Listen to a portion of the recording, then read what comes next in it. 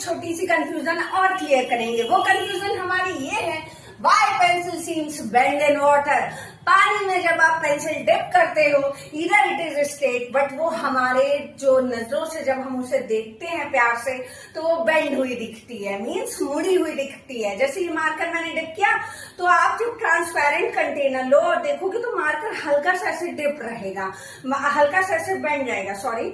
तो एक्चुअली ये क्यों होता है? It is all about the concept behind this is refraction.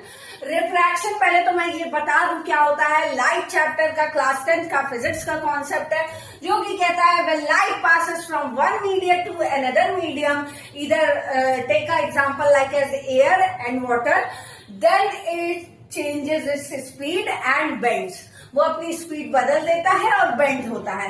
अब बेंड में देखो, bend away from the normal, bend towards the normal, दो केसेस यहाँ बनेंगे, ठीक है, दो केसेस बनेंगे। अब देखो, this bending is called refraction, this whole process is called refraction. अब देखो, एयर में लाइट ट्रेवल होती है faster than in water, simple सी बात है।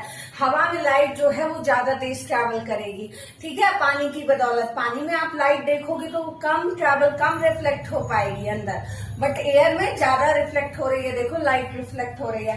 अब देखो, ये मैंने फिगर से थोड़ा समझाने की कोशिश की है। ये हमारा वाटर का कंटेनर है, तो यहाँ पे इंसिडेंट रे आती है और ये हमारा नॉर्मल है, ध्यान से देखो।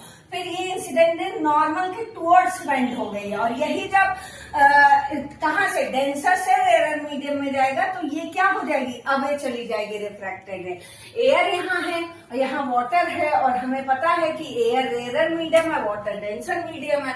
This is called incident ray, this is called refracted ray. अब so when it enters in water, it slows down and bend towards normal, ठीक है, वो नॉर्मल के टुवर्ड्स बेंड हो जाती है। Thank you so much. और ऐसा ही प्यारा सा अनदर कॉन्सेप्ट हम अनदर शॉर्ट्स में देखेंगे, तो subscribe my channel to get these types of great shorts and clear the confusion in just 2